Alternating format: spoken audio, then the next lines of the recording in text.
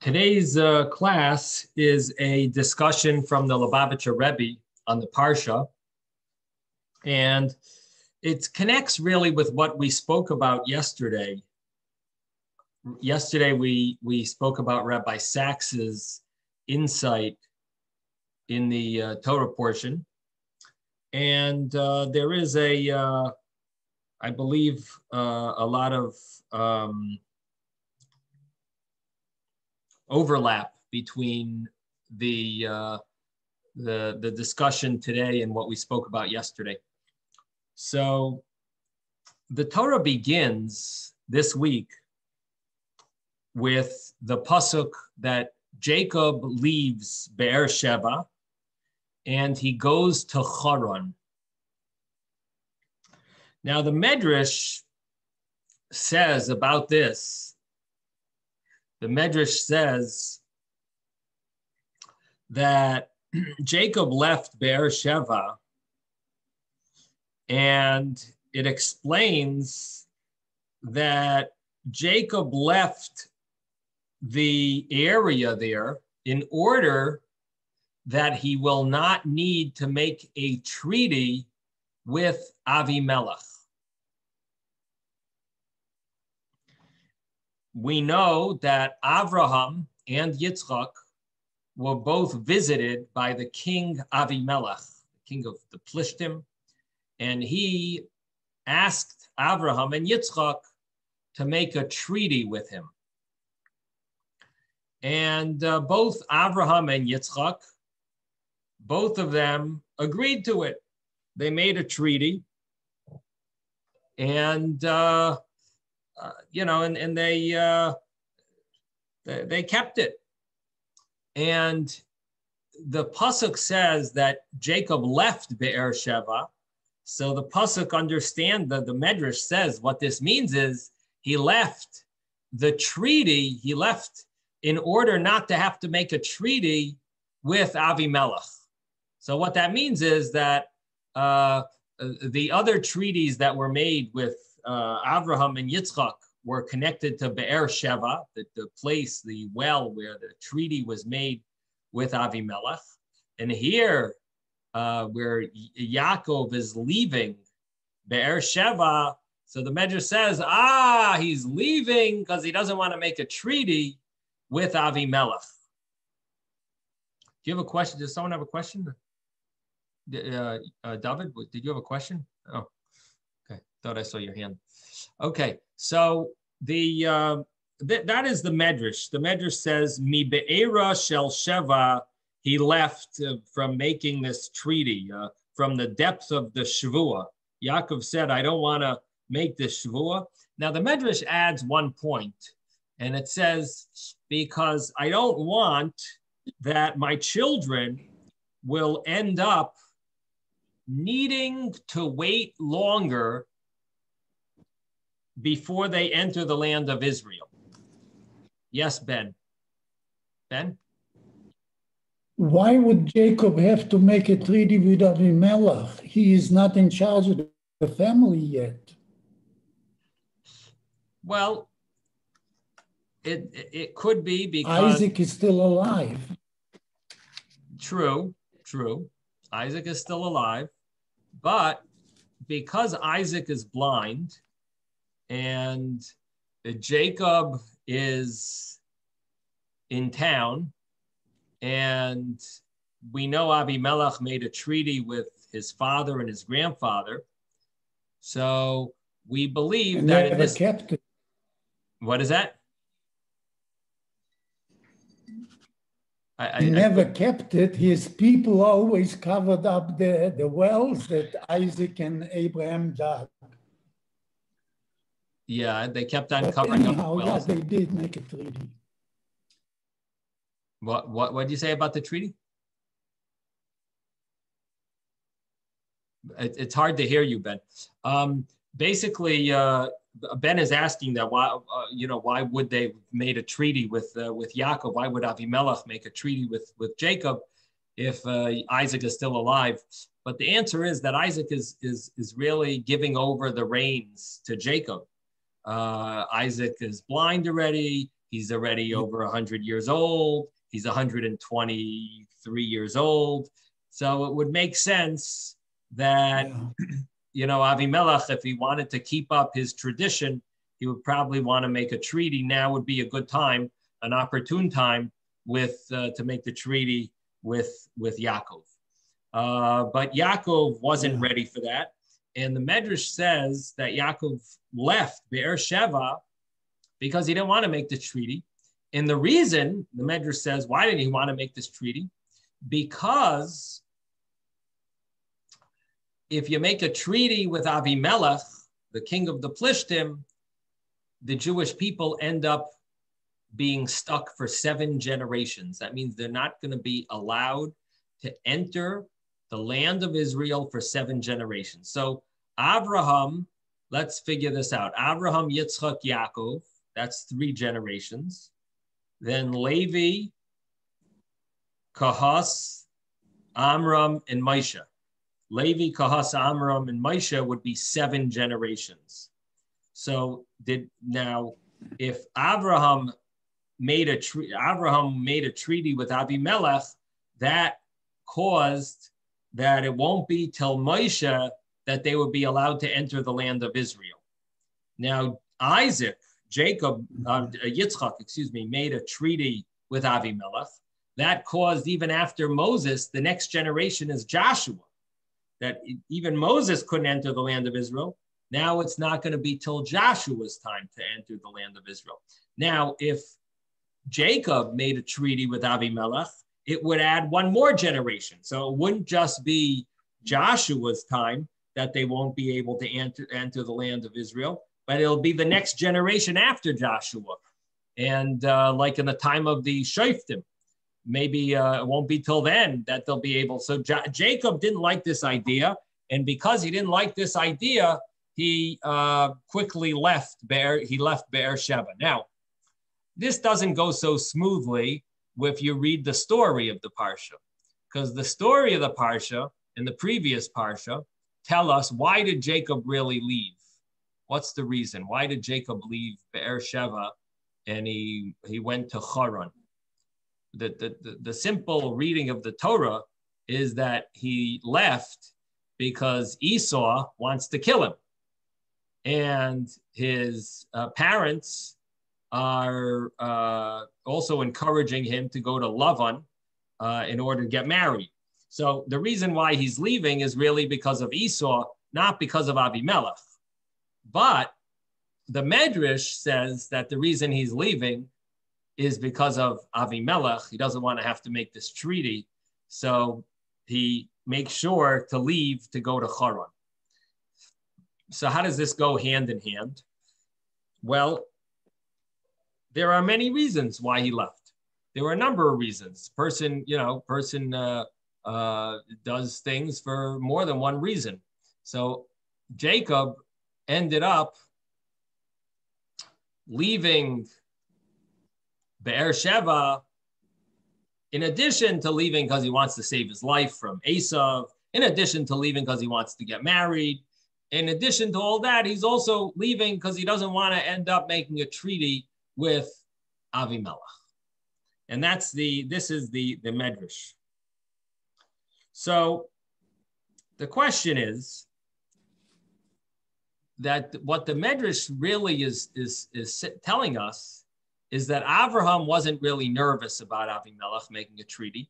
Yitzchak wasn't nervous about making a treaty with Avimelech, but Yaakov is nervous about making a treaty with Avimelech. What does that show us?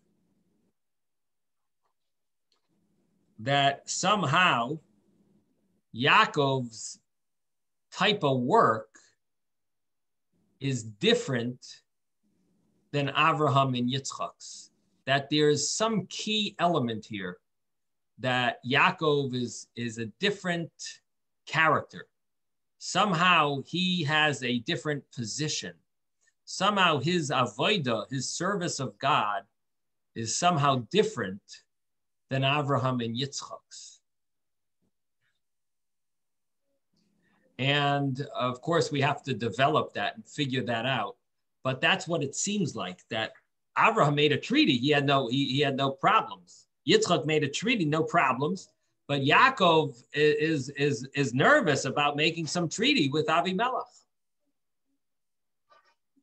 So why is Yaakov nervous about this treaty?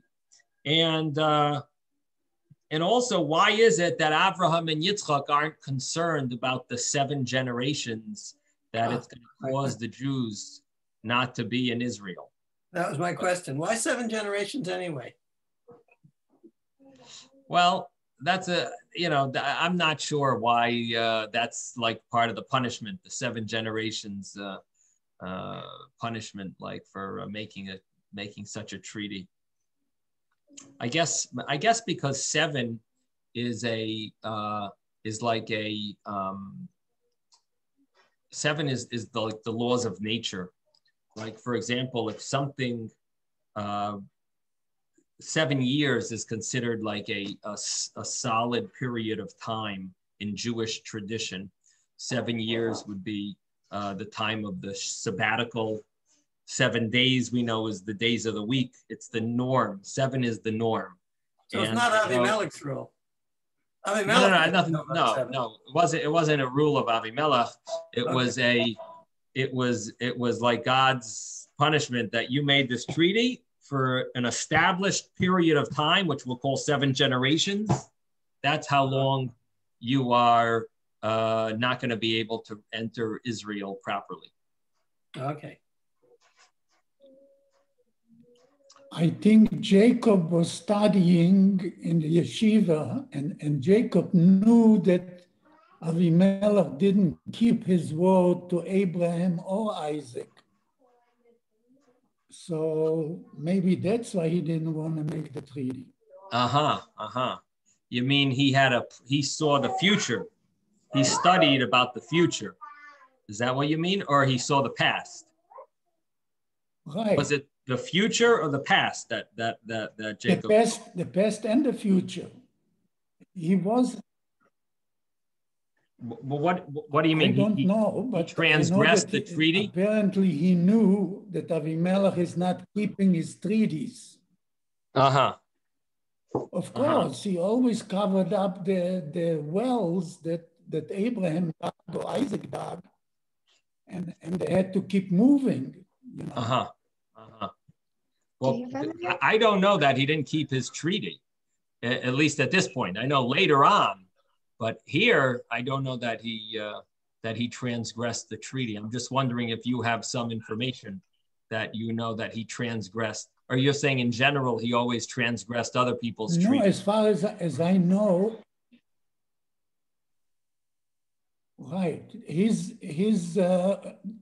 people always said, no, the well Abraham dug is really ours.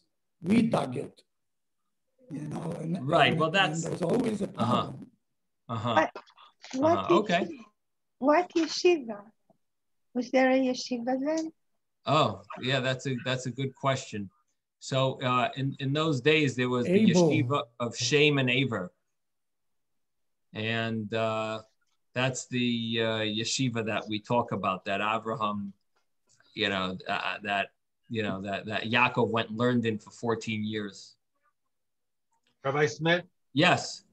So unlike Yaakov, if Abraham signed a treaty, it would bind 2 nations, not just the Jewish people. It would bind the Ishmaelim and the Jewish people. And if Yitzhak signed it, it would bind Esav as well as the Jewish people. Yaakov, for the first time, will exclusively bind the Jewish people. That's a big difference. So if the Ishmaelim and the descendants of Esav, it's Philistine, it's null and void, because they're not following the same halakha.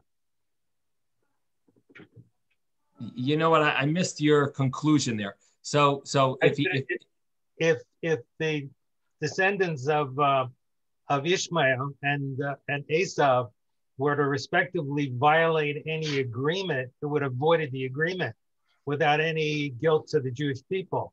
But with Yaakov, it would be an exclusive agreement with the descendants of Yaakov, and it would bind the Jewish people. Uh-huh. I'm not sure how that works. That's an interesting point, Manny. Manny wants to say that maybe the reason why Yaakov was so nervous is because if Yaakov, the other treaties didn't really necessarily weren't going to last, because all you need is the Ishmaelites and the Esav people to transgress it, and it automatically would make it null and void. And Yaakov's was going to have the most potential for responsibility for the Jewish people to keep, because we don't have anyone else who's going to transgress it. I'm not really sure if that's correct, that if one person transgresses it, then the same group doesn't have to keep it anymore. It's like, it's you know what I mean? Just because it's almost like saying that I'm not, I ate fleischiks for lunch, and I'm not allowed to have milk for 6 hours, but by mistake, I took a coffee. All right, now I already became milchik. I had some milk. Now I'm already milchik, so I can have more. Now I can have pizza. You know that example doesn't hold, because the agreement with Abraham would be for the descendants of Abraham.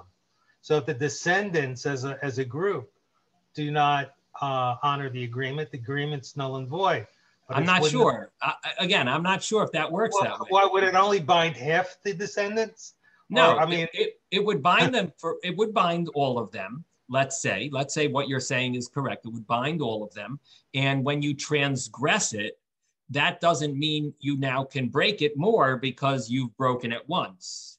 You broke it once and you did something wrong. Esav, you did something wrong, you broke it. Yishmael, you did something wrong, you broke it. But you people still have to keep it because you agreed to this agreement. And but halakhically, yeah. Halakhically, would we be responsible if the descendants as a group did not obey the treaties? I would think we would. I would think it's still a treaty that we agreed to. You know what I mean? Just because we transgressed it once by one of our, so to speak, members or parties that are associated with us, I don't know that means that now you can, just eat milchiks because we transgressed it once. Now, you know what I mean? I don't know that works that way. You know what I mean? Like what you're saying is once you break a treaty once, then now it's null and void. I don't think it works that way. I think once you break a treaty, you transgressed it. You might want to somehow work it out with whoever you transgress your treaty, but your obligation still stays valid. Now, the other side might want to break it once you break it. Now, that's another story. But if you broke it once, it doesn't mean you can go break it a second time. You get what I'm saying? If they don't want to keep their side of it because you didn't keep your side, that's possible. But it doesn't mean that you're going to be free from keeping your obligation. That's what it seems to me, Manny. So in any event, but we it's definitely an interesting thought, Manny, and it's nice that you developed that thought, and thinking deeply. But the question here is that it seems like Jacob needs to be a little more careful than the other of the patriarchs. And the question is why? Why is Jacob overly concerned about making a treaty? And the explanation is that we find, and now we're going to get into what we spoke about a little yesterday, that Avraham and Yitzchak, they both had children that didn't follow the path, while Yaakov is called Mitasai Shlema. And the idea that we see from here is that Avraham and Yitzchak's way of serving Hashem did not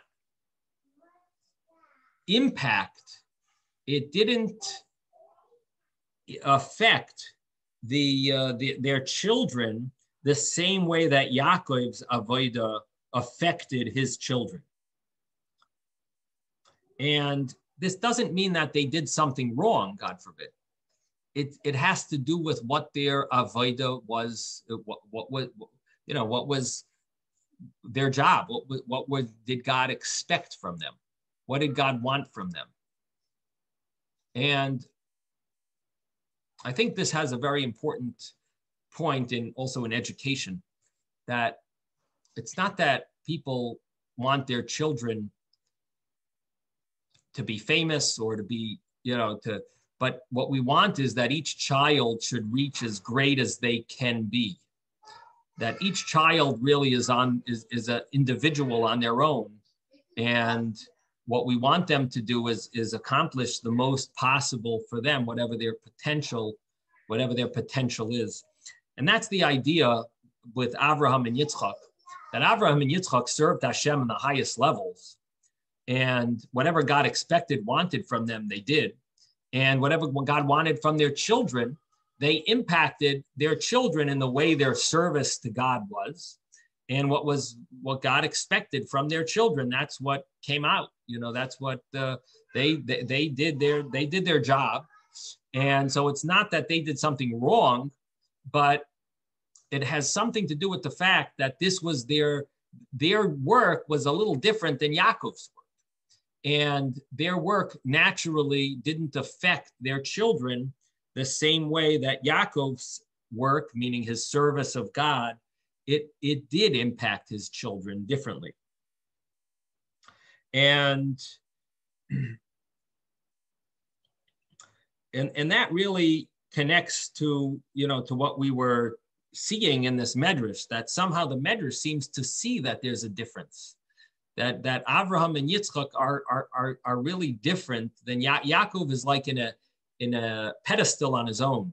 He's somehow different than the others. And I must say it's an interesting thought.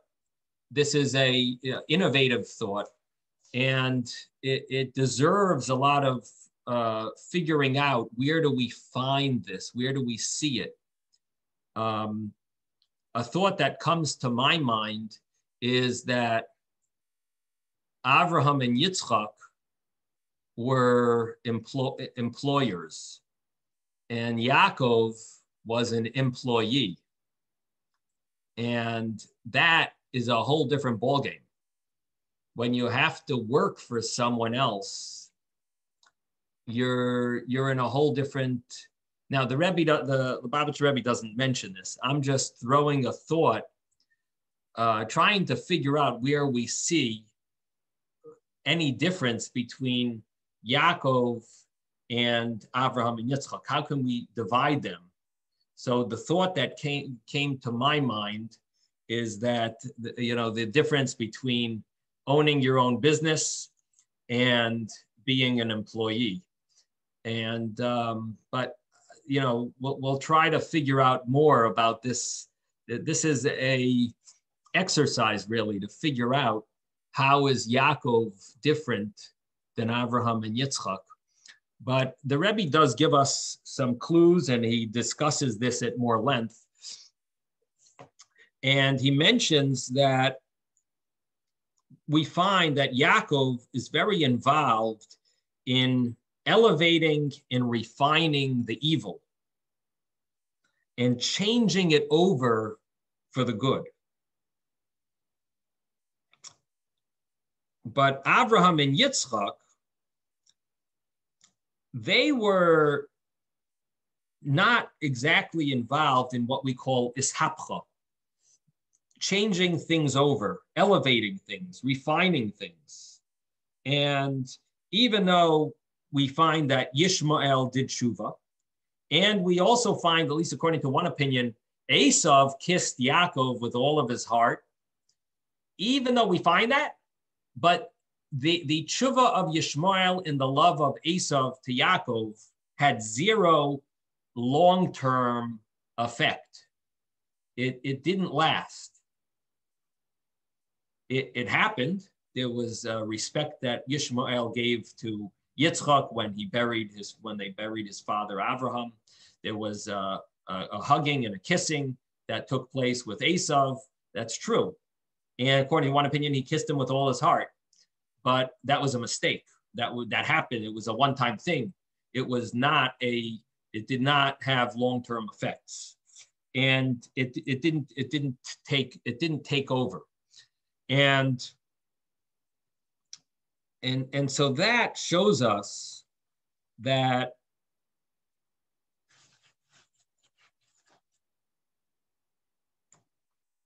Yaakov had long-term effects on his children, and with his way of serving Hashem, which we mentioned was the refining the evil and elevating it for good.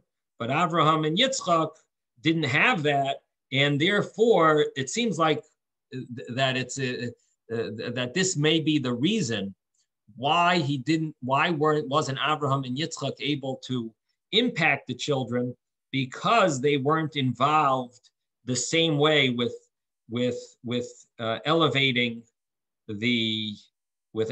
and refining the evil. Now, they obviously weren't totally removed from elevating and refining the evil, because we find, and this everyone should be surprised that that you should all be asking this question: what about Abraham? Didn't he always invite guests? And what was his purpose in inviting guests? We find that Abraham invited guests in order to teach them about Hashem. So, and the pasuk says, "Vayikra Sham b'shem Hashem kel olam." He called there in the name of Hashem, the God of the world. That Abraham spread the word that Hashem is the God of the world, and he tried to get people used to saying this. And when he would invite people to his tent, he would give them food, and then he would tell them, "Well, now it's time to thank God." So he definitely got people involved in praising God and thinking about God. So how can we say that he didn't involve himself in elevating the world, if we know that he was very involved in refining the world and making the world a holier place, a place where his name is revealed.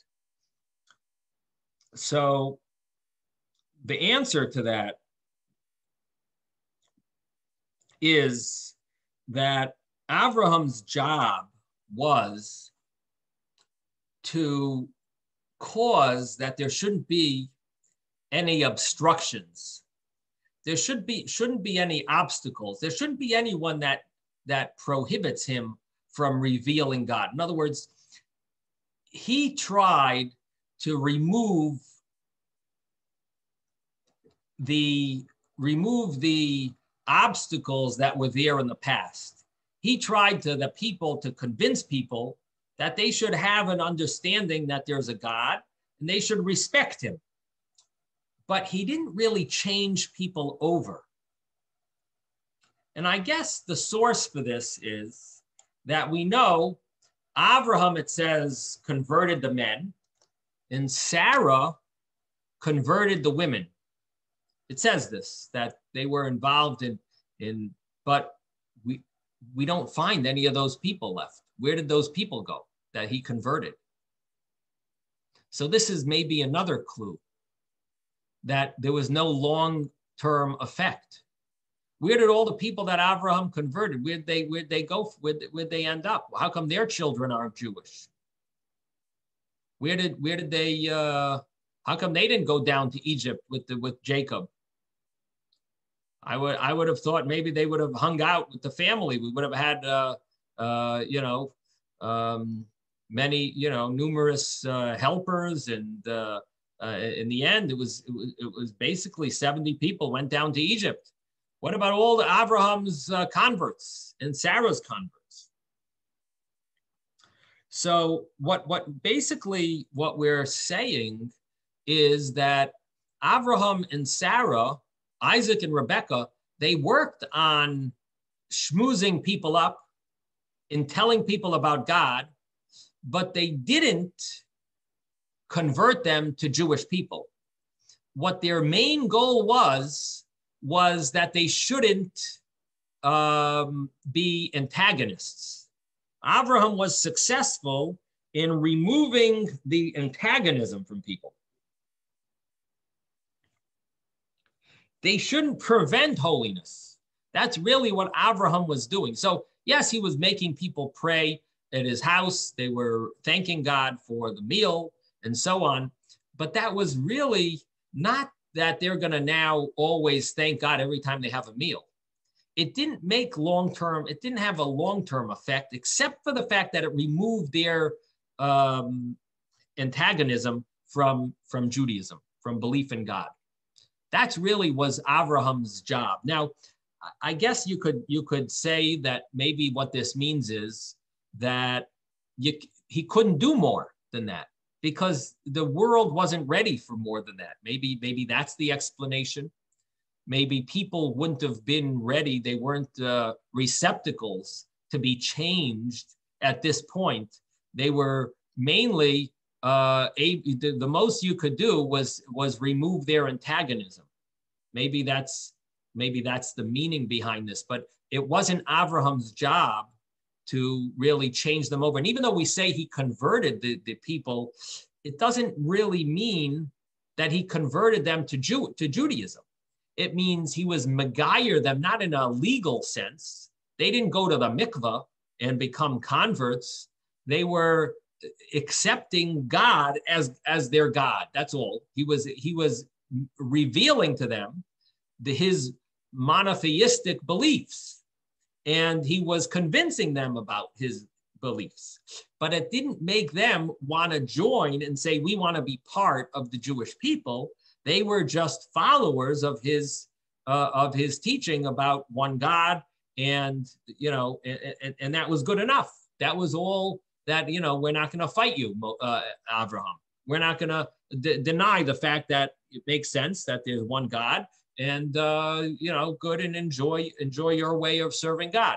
But it didn't have long-term effects, and it didn't change them internally, except for the fact that they're just not going to be outwardly against Abraham.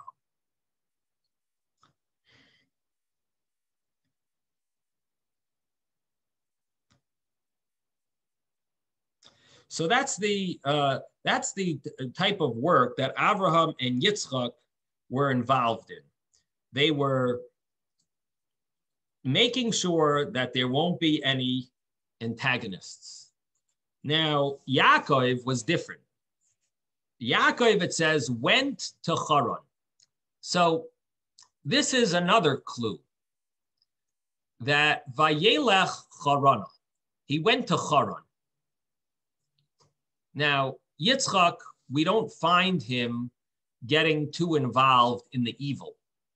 He stayed in Israel the whole time. Abraham, he went out of Israel. Where did he go? He went to Egypt. How long did he go to Egypt for? A few months. Did we know that he got very friendly with the Egyptian people? No.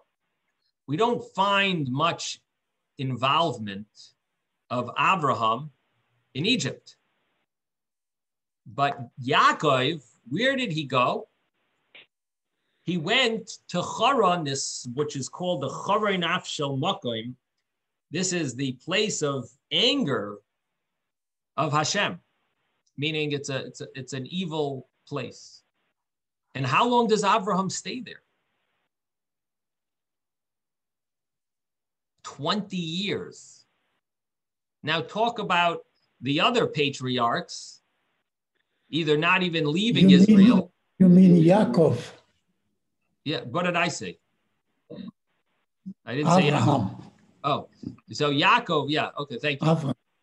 Okay, thank you. Yaakov went for 20 years to Haran. Now that says something. He's going to Haran, and he's going to be there for 20 years. And we don't find such a thing with the other patriarchs, that they're going to go to a lowly place for such a long period of time. Now, I mentioned my thought that I added in, that not only is he going to Haran in this lowly place, but he's going to work for a crook, and he's going to be an employee by a crook for all these years. Now that is quite intense, quite painful, and it's very humbling. And what was he doing all of these years? He's refining, he's elevating, he's taking everything that he comes in contact with, and he's trying to bring holiness into it. So he's going to the lowliest of places, in the lowliest of people, because he's with this employer that's a crook, and he's now refining everything that he comes in contact with while he's working at this place. And he's elevating it for holiness. Now, if you want to summarize the difference between Avraham, Yitzchak versus Yaakov, what you would say is Avraham and Yitzchak are like the tzaddik people, and Yaakov would be similar to like the Baal Tshuva person. Avraham and Yitzchak lived this holy life, more spiritual life. Yaakov is stuck in the lowly places where he's trying to connect everything he's in contact with to Hashem. So this is the I guess the clue as to why Yaakov's service to Hashem is much more involving elevating the world and refining the world than Avraham and Yitzchak. Avraham and Yitzchak lived a more spiritual life, but Yaakov is much more in the hands-on, in the dirty, gashmiistic, physical, material, blue-collar type of work, where he's getting his feet and leg and clothing dirty, and dealing with the lowest of humanity, and trying to bring some holiness and purity there.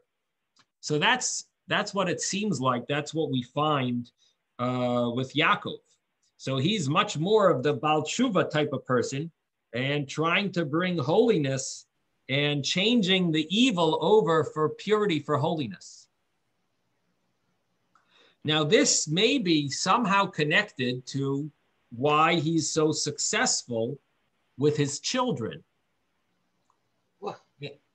And maybe why Avraham and Yitzchak did not have that same impact on their children. Now, Avraham and Yitzchak lived in a time when the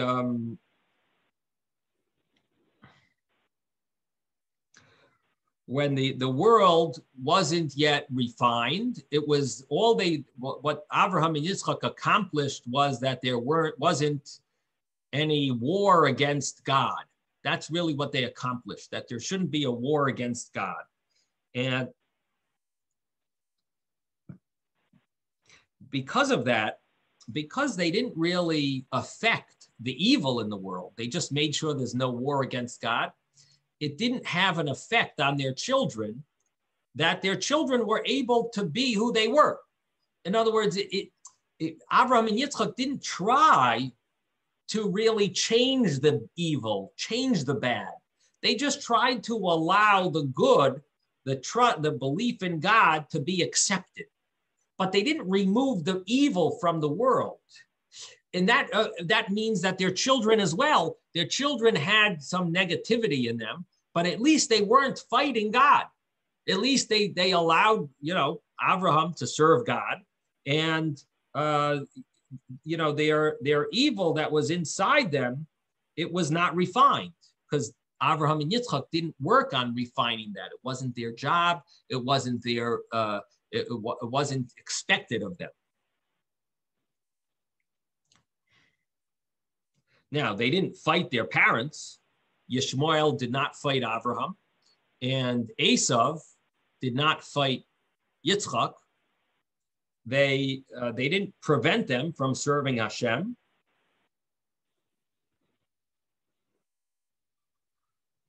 But nevertheless, they were not refined. They didn't end up changing.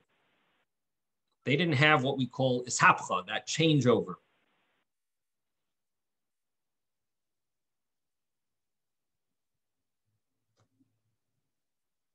So the reason why they didn't get changed over was because Abraham and Yitzchak's service did not demand that. That wasn't what they were involved in. They didn't try to change it. And what do we find about Abraham? He dwelled amongst the Bnei Ches, and he wanted them to sell him a portion to bury his wife. Now, the people there had respect for Abraham. They said, Nasi Elikim atov v'seichenu. You are a president, Nasi Elikim, a prince of Hashem, and in our midst. They had respect for Abraham. Nevertheless, we don't find they became Jewish. We don't find that they became righteous. We don't find that they were turned, they changed their ways, they changed their path. So they didn't prevent Abraham from burying Sarah. They didn't prevent him from buying a plot. They let him buy the plot. But nevertheless, they weren't changed over to a holy people, even though they had respect for Abraham. So what you see is that as much as people might be respectful, and as much as impressed people are, it's very hard to get people to change. I think that's also an interesting point that we're seeing here. Why didn't these people change? They were so impressed with Abraham. Don't you think they should have done something about it? They just sat back and enjoyed seeing a holy person and said, oh, okay, but I don't want to have anything to do with him. He's good, he's righteous, he's the best, but I'm who I am. Like, why didn't they change? But the truth is, because people don't change that fast. People aren't interested in changing. They need to have a certain awakening to change. Maybe that's why we, the Jewish people, have with our neshama, we're able to have that. We get that awakening, or we inherit it from Abraham, or Hashem helps us and gives us those awakenings. But before that, you don't really have. You're impressed. You see good, but yet you don't really want to take that leap. And that's what we see here. Abraham and Yitzchak were amazing, but and they impressed people, but the people didn't want to budge.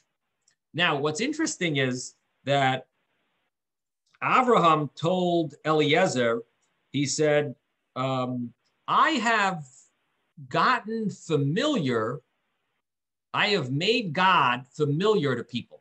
Hergaltiv bifnei habrios. I have made God very familiar to people over the years, and what he was saying was that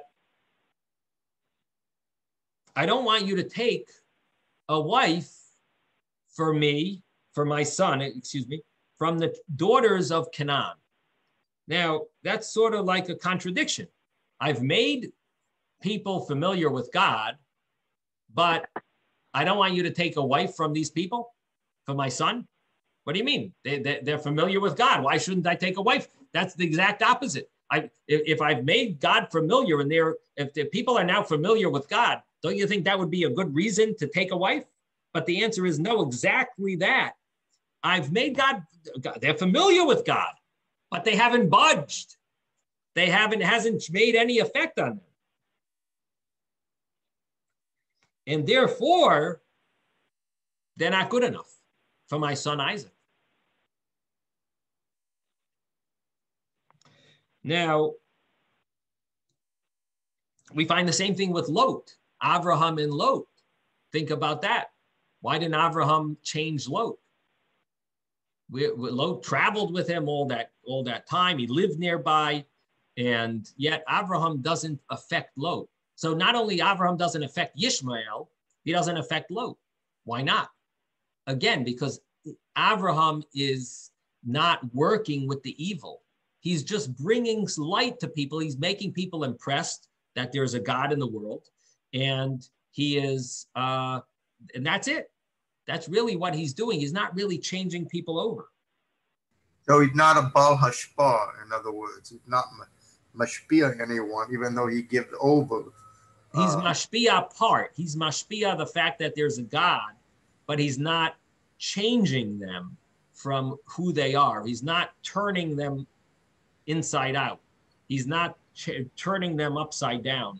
He's not making a change in their essence. He's giving them the awareness of God. They're accepting it, but that's it. What's mashpia? Mashpia means to influence someone. Thank you. So, Rabbi Smith?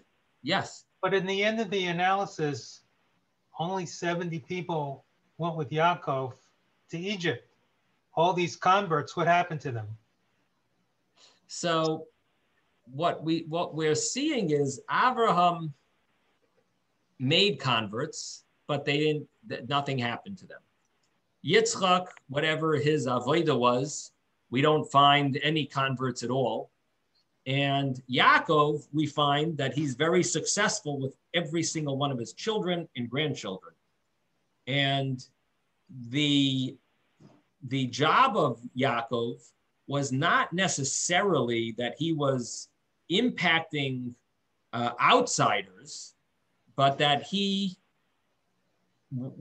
what he affected was solid, meaning anyone that he did affect, accepted, was fully there. And that's why didn't they go with him to Egypt?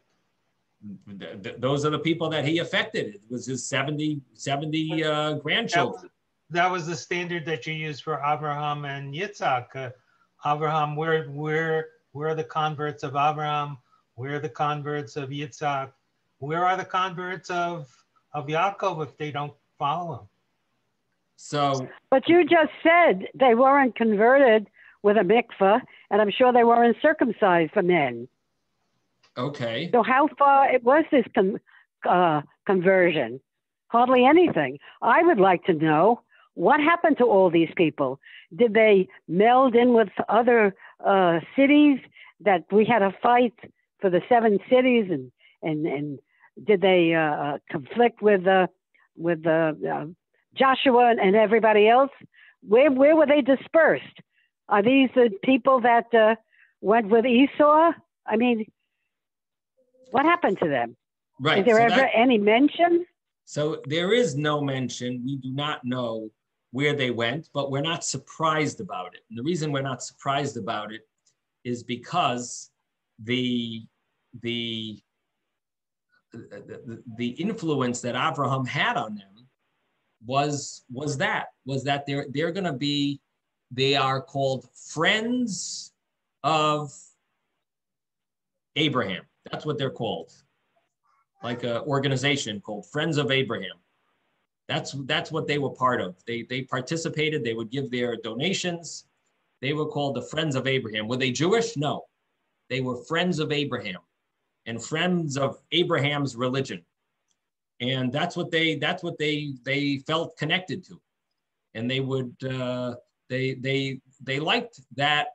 They liked that relationship because they believed in it, and that was the extent of their religion. Yes, Gloria. So was Jacob successful that his converts were more committed than Abraham's?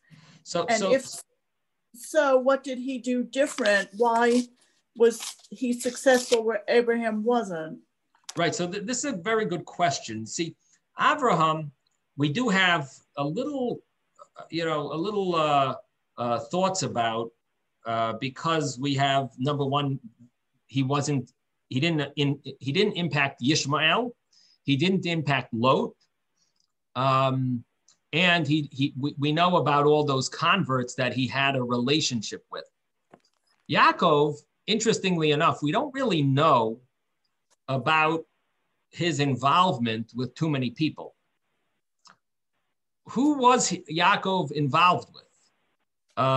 We know that when Yaakov left his father-in-law's house, there weren't really anyone, no one really was there. I mean, his brother-in-laws were 3 days' journey away. His father-in-law was not there.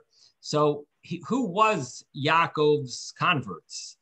Yaakov was, from what we understand, if Abraham was unsuccessful with one of his two children, and Yitzchak was unsuccessful with one of his two children, what we see is that before you start working on outside converts, you got to make sure that your own children are solid.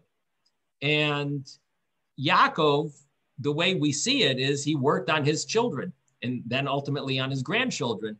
And they saw the way he internalized everything that he did himself. Internalized. He tried to influence others. He tried to influence everything that he connected with in a way of refining, and that applied to his children. That, in other words, he tried to work with them. He was like their therapist, and not just physical, not just for psychological issues, but more for their spiritual matters. And he tried to change. He tried to help change their ways.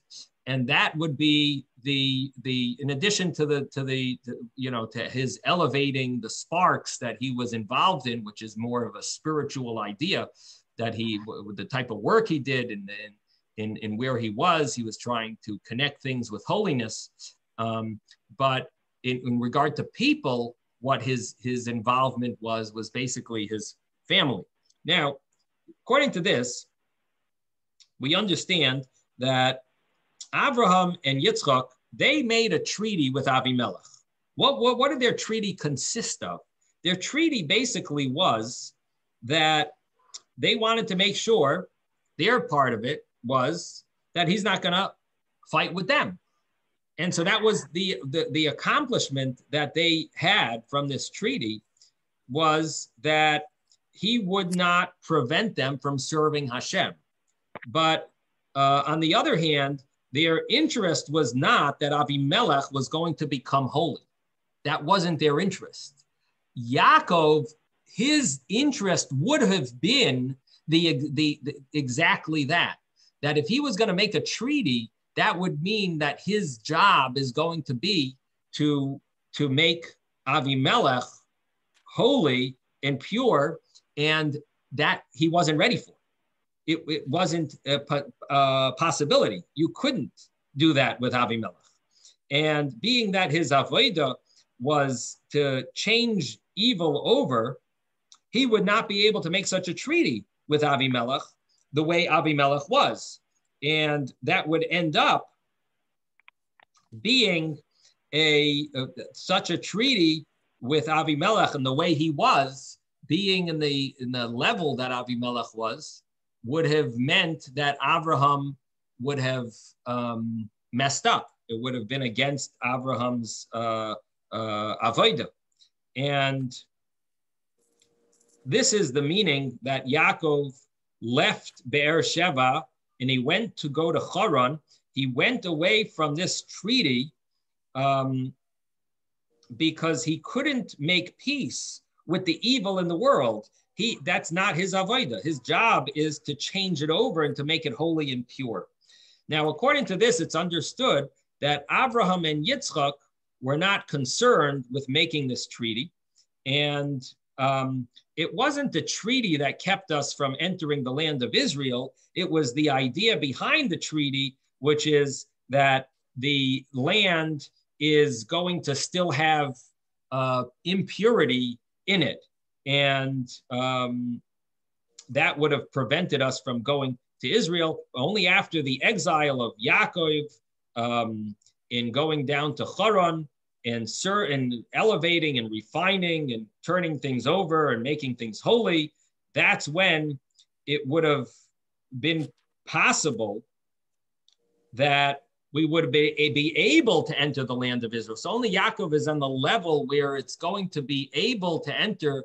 Before Yaakov, it wouldn't have been possible really to enter the land of Israel because the world was not ready, was still in a state of impurity and klipa, and we needed Yaakov to do his refinement. And that's why Yaakov had to be extra careful. Now that the world is going to be ready, at least 7 generations from him, he needed to be careful not to prevent anything, not to make any peace treaty with evil, which is his job, is to remove the evil, not to make a peace treaty with it. And that's the inyan of when it says when Mashiach comes, that the avodah of Yaakov is going to be the main avodah, that through all of our work with the evil of Haran, that we're going to have the third Beis Hamikdash, not like Abraham, where it called the third Beis Hamikdash a mountain, or Yitzchak called it a field, but Yaakov calls it a bias. And this will all take place when Mashiach comes, that we'll be able to truly be able to celebrate the Beis Hamikdash, the bias. It'll be a place because it'll be refined. It won't be like a mountain or a sada, a field, but it'll be a full-fledged bias, all ready to move in. And that's the avodah of Yaakov, that he refined. He was involved in refining the world, and it's interesting that we find that Yaakov also made a treaty with Yaakov did make a treaty with Lavan. Now, what about that treaty? And Lavan was not really a righteous person. But the thing is, he made a treaty with him that he won't pass over that Galed or Yagar Sahadusi, he won't pass over that mound for evil, but he will pass over it for business purposes. Now, what's business purposes for a Jew? Business purposes for a Jew is to elevate and refine.